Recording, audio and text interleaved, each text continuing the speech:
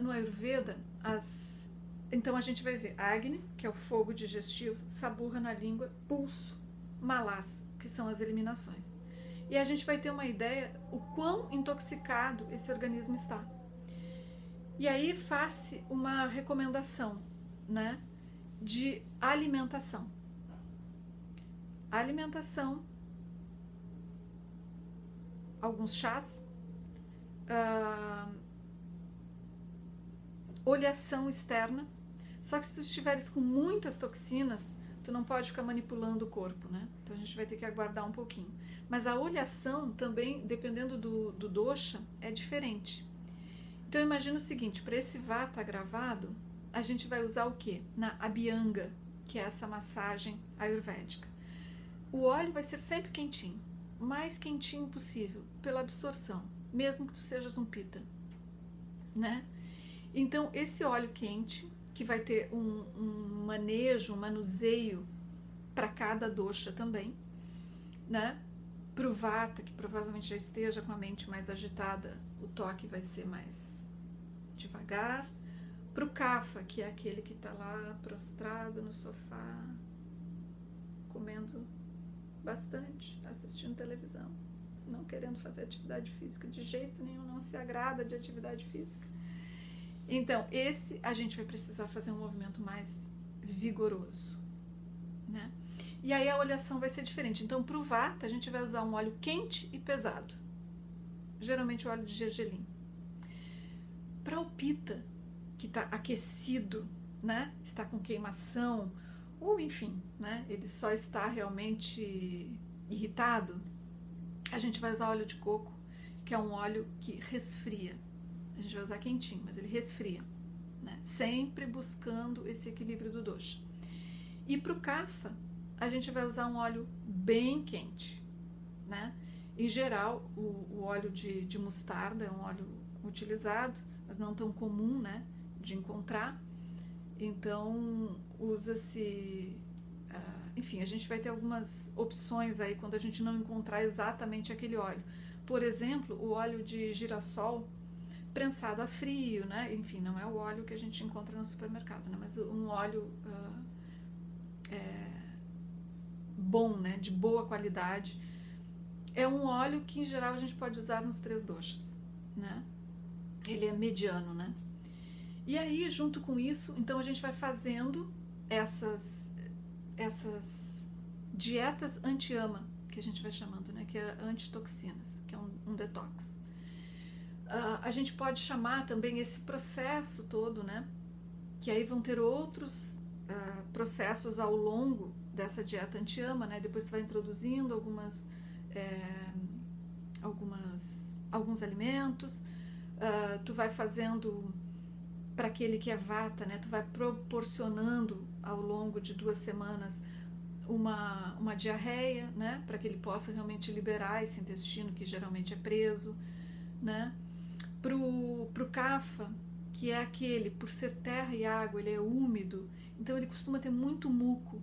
Então talvez tu possa sugerir a ele, com as técnicas do Ayurveda, né, que ele faça o vômito, né, nessa desintoxicação.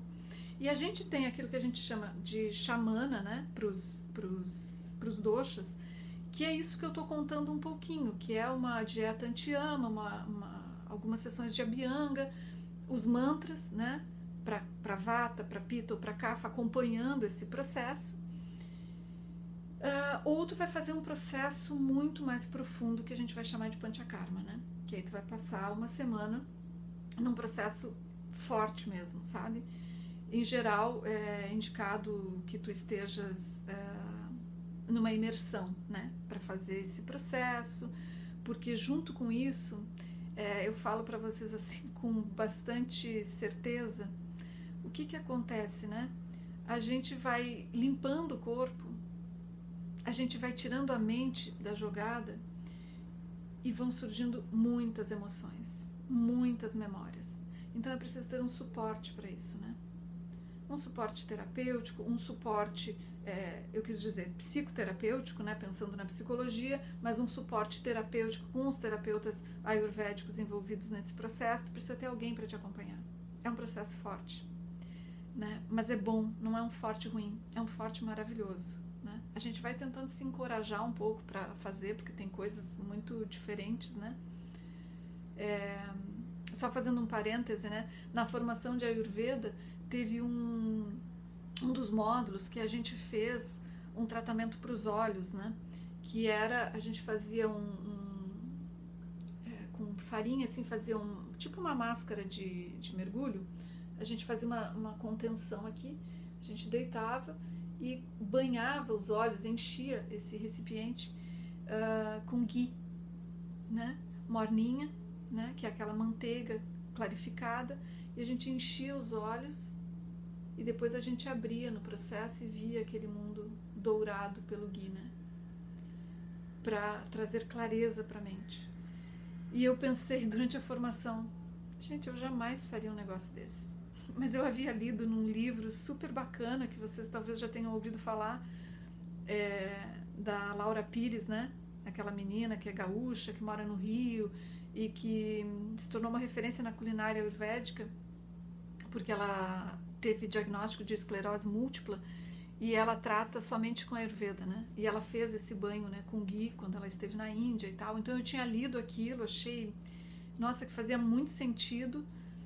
E aí tomei coragem e fiz, né? E foi fantástico, fantástico, assim, né? Várias pessoas tiveram emoções na hora, mas eu tive, sei lá, uns 3 dias depois, assim, sabe? Abriu a minha visão. Foi uma coisa muito, muito interessante. Olha, a gente poderia falar também, talvez em outro momento, né? Mas assim, da mente, né? Como que a gente trata a mente, a parte psicológica. Porque a Ayurveda, então, tu vais olhar para o corpo, para a psicologia, para a psique e para a espiritualidade. Andam essas 3 coisas juntas, né? Uma funcionando junto com a outra. E é impressionante, né? Como tu acalma as tuas emoções ou tu limpa as tuas emoções através da dieta anti-ama, por exemplo, né? E da oleação. Então, tu vai checando, né? Tu vai confirmando que realmente a gente não tem essa separação de mente e corpo. Não tem, né?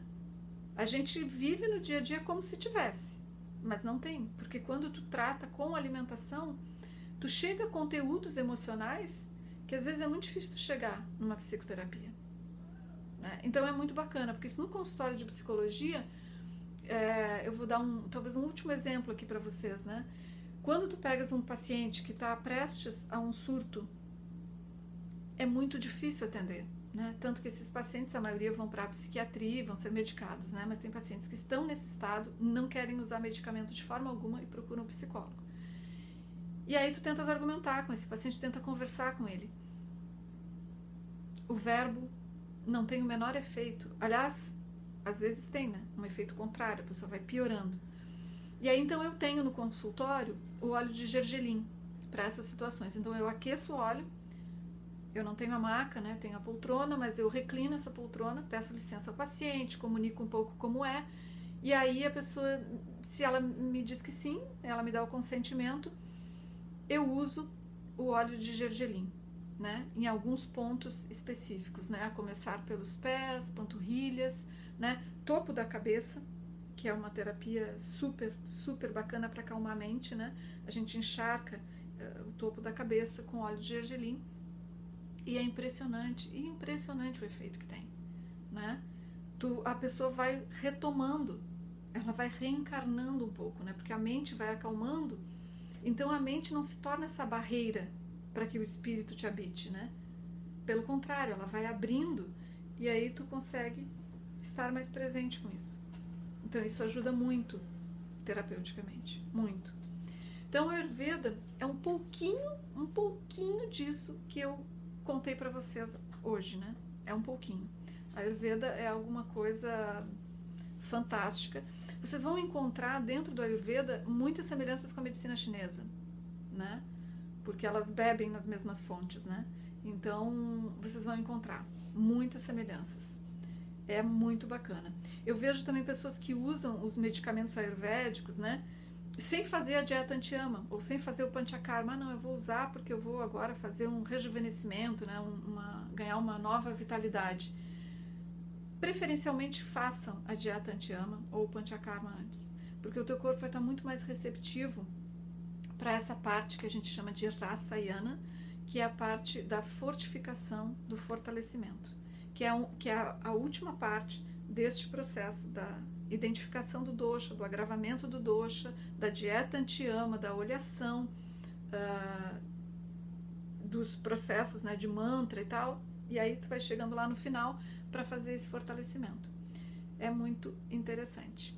Espero ter contribuído um pouquinho para quem tem essa curiosidade sobre Ayurveda. Obrigada.